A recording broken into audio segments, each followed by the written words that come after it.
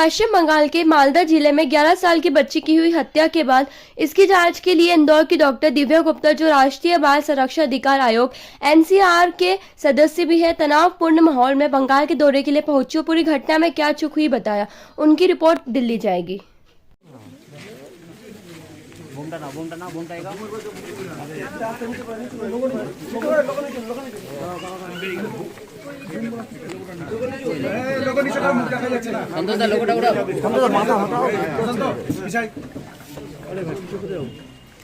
देखिए, परिवार ने अपनी तरफ से जो 29 तारीख को बच्ची लापता हुई, परिवार स्वयं बहुत कष्ट में था। उन्होंने ही आसपास के सारे CCTV कैमरास जो थे वो खंगालने शुरू करे। किस्सा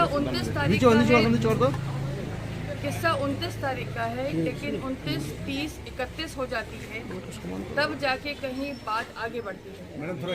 इस चीज़ को इस बात के साथ जोड़ा जाए कि जो 29 तारीख को बच्ची लापता हुई, क्या वहाँ पे पॉलिटिकल रैली होने के कारण, क्या इस केस में तहकीकात करने में देरी हुई, क्या पुलिस वहाँ पे इतनी एक्टिव और सजग नहीं थी कि एक पिता के रुदन को, एक पिता के कष्ट को समझ पाती। इस बात को लेके थोड़ा सा सोचना चाहिए। 3 दिन के बाद अक्यूज पकड़ा जाता है, 3 दिन के बाद अक्यूज से जानकारी ली जाती है और 3 दिन के बाद ये समझ में आता है, जो कि स्वयं परिवार ने ही पकड़ा, परिवार ही पकड़ के लेकर आया CCTV कैमरा खंगाल के कि यही अक्यूज है और इसी को पकड़ लीजिए। इसमें ये बहुत बड़ी बात है, इस बात को नहीं भूलना चाहिए। और इतना जघन्य अपराध होने के बाद मुझे लगता है कि PM रिपोर्ट अभी तक नहीं पब्लिक डोमेन में आई है, जो पुलिस को पब्लिक डोमेन में उसको देना चाहिए। उसमें एक एंगल जो बार बार परिवार बहुत संशय कर रहा है कि क्या इसमें सेक्सुअल अब्यूज़ हुआ है बिटिया का, उस बारे में कोई जानकारी नहीं दी जा रही है। मेरा पुलिस से निवेदन है कि PM रिपोर्ट को भी सार्वजनिक करा जाए, ताकि परिवार को भी पता चले और समाज को भी पता चले कि क्या हुआ। एक व्यक्ति इन्वॉल्व नहीं है, ये तय बात है। वो एक व्यक्ति को पकड़ के पुलिस क्या जताना चाह रही है मुझे नहीं मालूम। उस जो घटना हुई है, जो सारी बातचीत हुई है और जो सारी की सारी जानकारी प्राप्त हो रही है, उसमें एक व्यक्ति इन्वॉल्व नहीं है। 1 या 3 या 2 से ज़्यादा लोग इन्वॉल्व हैं जिस तरह की घटना हुई है। वो 2 या 3 लोग और कौन हैं जो इन्वॉल्व थे इस घटना के पीछे, उनके बारे में पुलिस जानकारी क्यों नहीं दे रही है?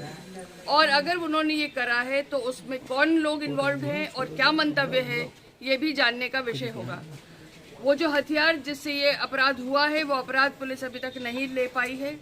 वो अक्यूज जब तहकीकात में अभी चल रहा है और जेल में है, तो उसे पता लगाया जाना चाहिए कि वो हथियार कहाँ है।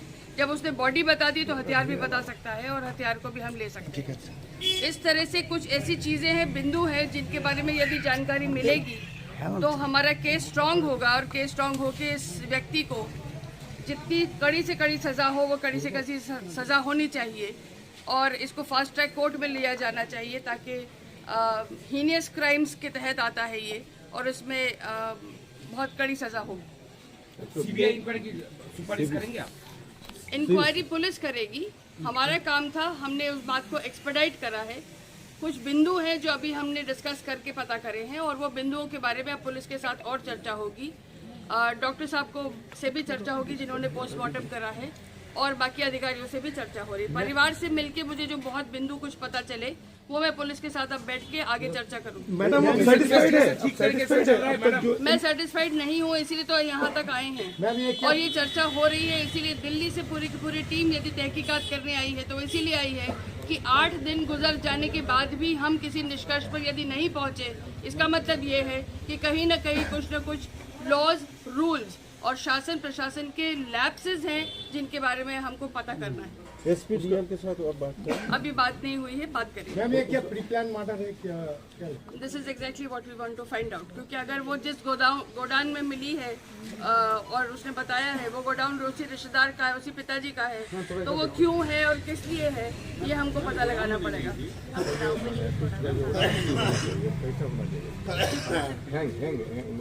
देखिए, वो मेरा विषय नहीं है। वो न्यायाधीश और न्याय महोदय और न्यायालय, उनकी अपनी प्रक्रिया है, वो प्रक्रिया कार्रवाइयाँ करेंगे। लेकिन हाँ, हीनियस क्राइम्स में आता है और उसकी सजा सख्त से सख्त होगी, जल्द से जल्द होगी। मैंने ऐसे कहा फास्ट ट्रैक कोर्ट में।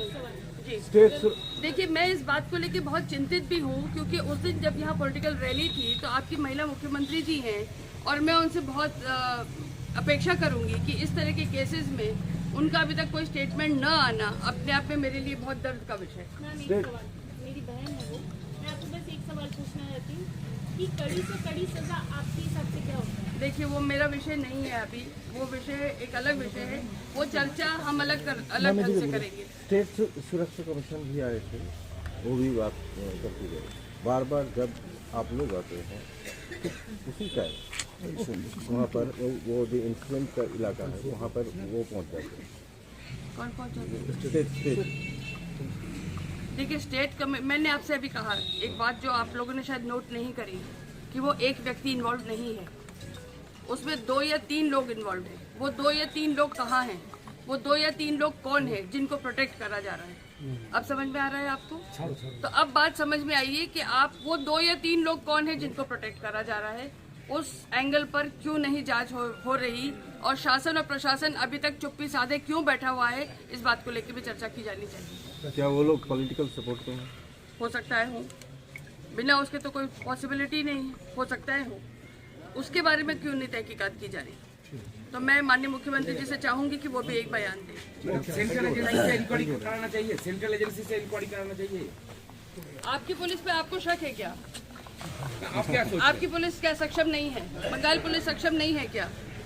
बंगाल पुलिस सक्षम होगी तो तहकीकात करेगी। एक छोटी बेटी है जिसके बारे में आज इतना अपराध हुआ है, क्या बंगाल पुलिस इतनी निष्क्रिय है कि वो अपनी बेटी को प्रोटेक्ट नहीं कर सकती? क्यों सेंट्रल एजेंसी आनी चाहिए? क्यों यहाँ पे ऐसा सेंट्रल एजेंसी को हमको इन्वाइट करना चाहिए? बंगाल पुलिस यदि सक्षम है